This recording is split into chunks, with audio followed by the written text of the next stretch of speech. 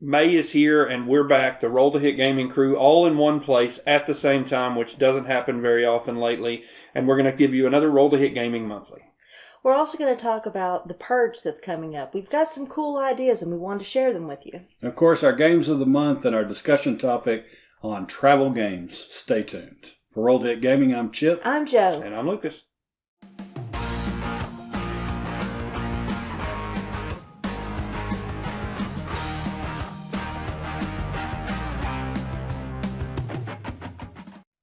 So for our channel update, we did an unboxing of the World of Smog, Rise of Moloch.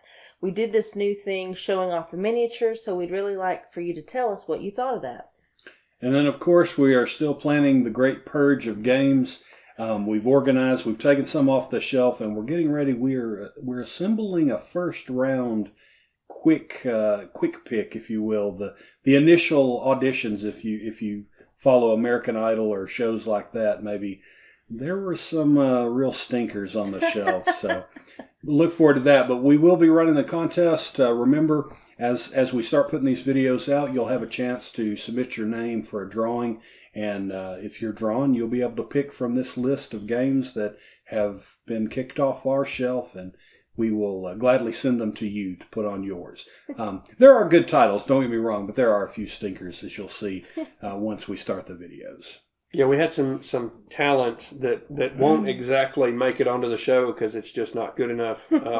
But we've been tossing around this game show idea to do this. And right now the working plan is each episode will feature 4 games, and at the end of it, one of them is going to get cut. And we're going to go through several rounds and save them along the way. But at the end of the day, somebody has to go because that's the point of this whole deal, and I think it's going to be a ton of fun. Not every singer can go to California, and not every board game can make it to our shelf.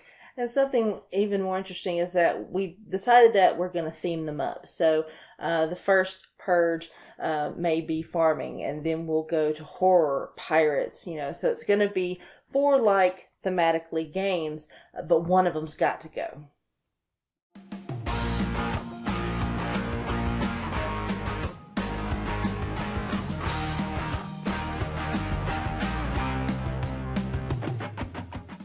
Well, we didn't get a lot of games played this month, but we did get a few, and so we'll talk about them. For me, I'm going to go the solo route, and my copy of Seventh Continent that I backed on Kickstarter came in. I was able to get a couple playthroughs of it, and I'm really impressed with this game. It's a card-based, card tiles, exploration style game. To me, it has a really strong feel of the Choose Your Own Adventure books. Oh, nice. And that kind of stuff, yeah. There's a lot of neat. I don't want to spoil anything there because there's significant spoilers that I could talk about. I'm going to try to avoid those. But just the overall feel of the game, I'm really digging it. The cards come. The map is revealed in tile format through these cards, and then there are also items that your character can think up along the way and develop to help them along. And it's a game of survival, so you're playing through a curse that you're trying to lift. Those are kind of the missions in it. The base box, I believe, comes with 3 of them, and they have expansion content already to go through. And so you're trying to lift this curse and win the game, and it's unrelenting. My first playthrough, I got knocked out pretty quick. The way that mechanic works, like I said, I'm going to avoid spoilers, but you have an action deck. You have a deck of cards, a set number of cards. And essentially, if that deck runs out, you reshuffle, and from then you've preceded that deck with a minimum of 5 curse cards. Once you have to reshuffle that deck and reset it, anytime you draw a card, if you draw a curse, the game is over. Oh wow! So that triggers the end.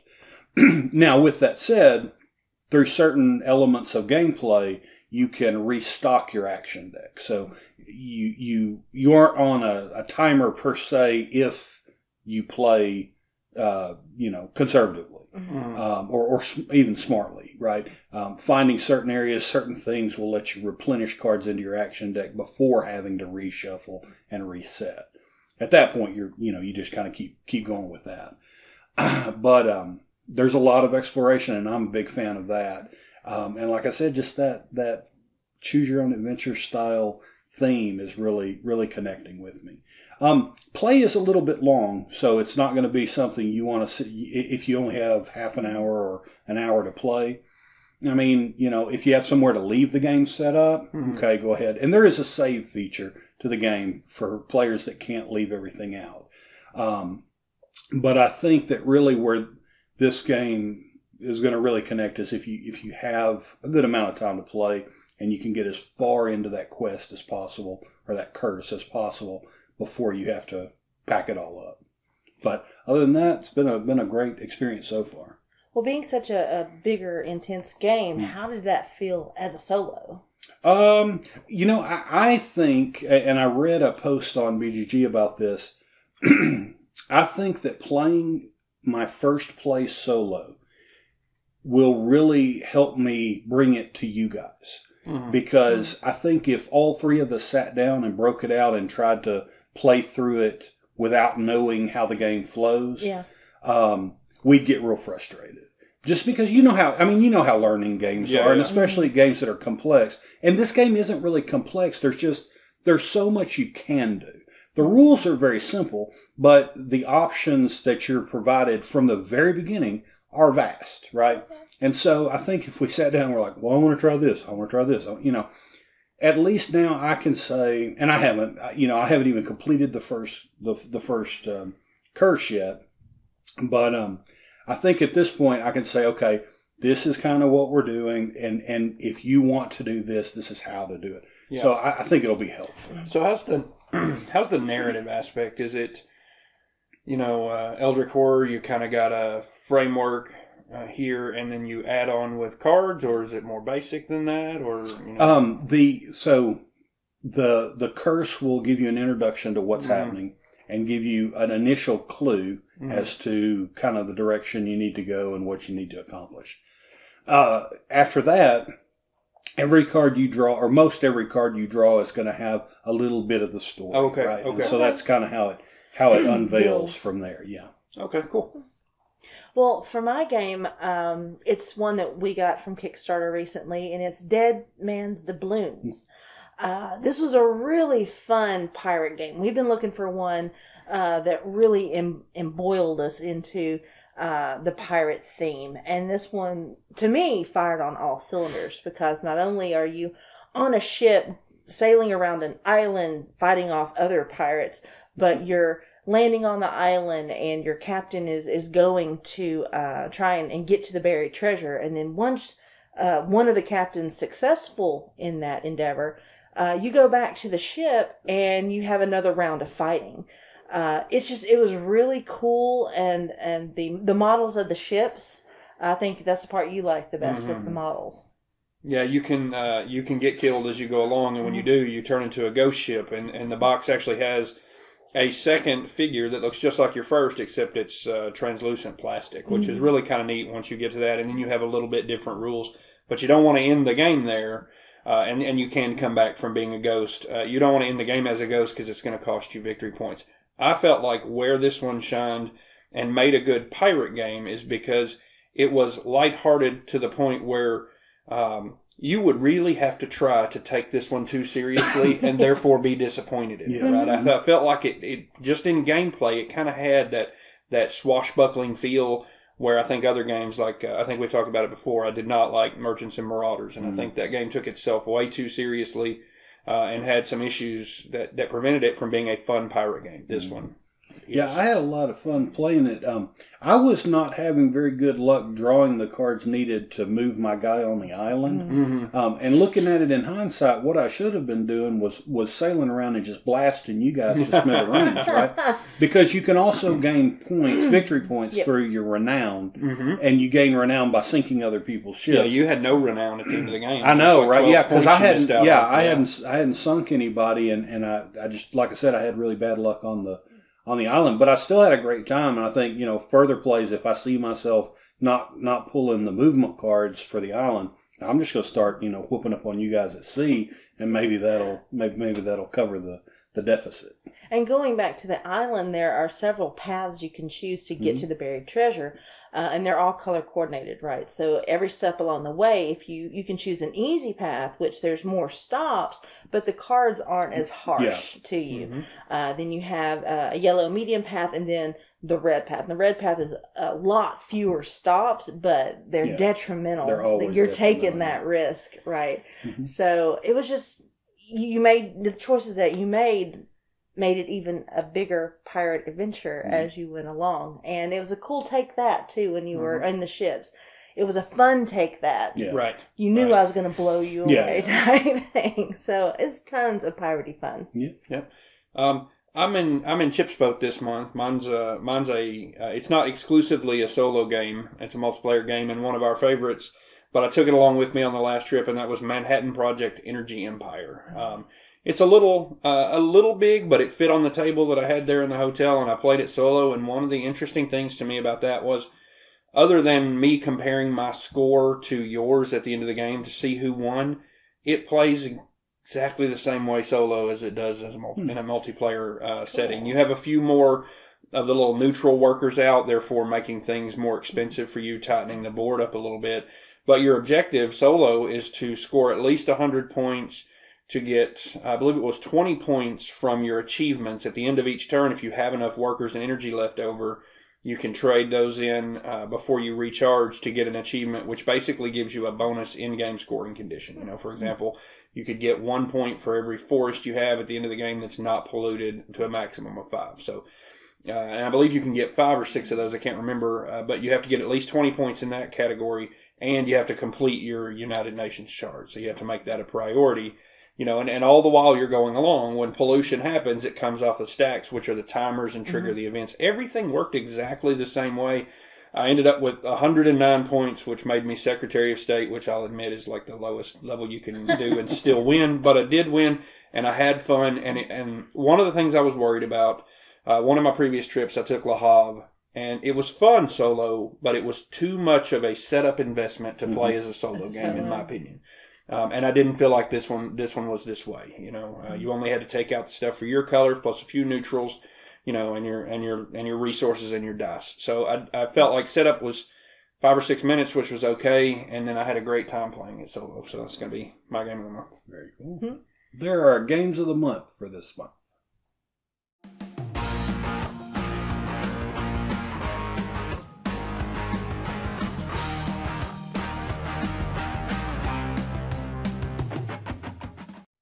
Due to the work requirements of travel happening to us so much lately, we decided that we would talk this month about what makes good travel games. I'm going to take this a little bit from the solo perspective because that's what I've been doing. I'm traveling alone, so I'm taking something different and playing in an hotel each night. But what do you guys think makes a good travel game? What are you looking for in a game that you're going to take on the road with you? Well, it's definitely got to be portable. We don't want to drag out like TI4 for a quickie little game. Come on, Chipmunk. Come on. No. Solo. So portability has definitely got to be one of the top factors. Well, and you gotta take into consideration what your environment's going to be, right? Mm-hmm. How much room do you have? Because even some of the portable games can be table hogs. Yep. But also, are you going with other gamers, or do you have access to other gamers? Mm-hmm. In a lot of these metro areas, maybe if you're going to have some free time, if you're traveling and you're going to be over a weekend where you just got time to sit around, maybe they have gaming clubs or gaming stores that host games that you can take a trip to and pick up a game or something like that. Mm-hmm. So I've heard a lot of people talk about in other videos online taking a game's content and maybe putting it in a Ziploc bag. That way they can ditch the box. Is that something you would try to do, or are you wanting to take the whole thing with you? Personally, I don't like that idea because it's protected in the box. You throw it in a bag, everything's going to get mixed up. If you're taking it camping, for instance, and it's raining, there's a potential to damage the content. So I like to keep it in its protective casing. Yeah, I mean, I'll throw. I'm not a keeper of inserts by any means, and Games with expansions, if I can get the expansion in the main box, I'll usually do that and then just ditch the expansion box. I don't know that I would go so far as to bag up the game or put the game outside of its original box. I kind of like having it in the box myself. But then, I think about card games, and some of these folks have been really creative with consolidating a bunch of card games into a small card carrier, right? Mm-hmm. And that's kind of a cool idea. And I guess for card games, maybe I'm a little bit more open to losing the original package than I would be, to try to box up something like Arkham Horror or something, or put it in a bag, right? So, yeah, I think that's where I'd kind of be on that. Okay. The first game I'm going to talk about here that I've recently taken with me is Nations, the dice game. Mm-hmm. And I grabbed that one at a BGG con. I've figured out lately I like these little throw dice games. Mm-hmm. And the solo version for this one is actually pretty cool. And, you're just building up your little nation and adding buildings. And when you do, that's going to change the number of and the color of, which is very important, dice that you have to build your monuments and gain your power. And it's one of those beat your score cap deals. It does have a chart, you can be, Dan Quayle to Genghis Khan or whatever, so that's kind of a neat to gauge. But the thing I like about it is it's portable, it's quick to set up, it's, fun to throw dice, but it's 15 minutes, and sometimes you're tired after a day of work and you just don't have that much, you just want to relax, and I think it works really well for that. Mm-hmm. I did want to mention on an aside, when we were younger, portable games were basically just card games. Mm-hmm. We had Magic the Gathering, Vampire the Eternal Struggle, we had Rage.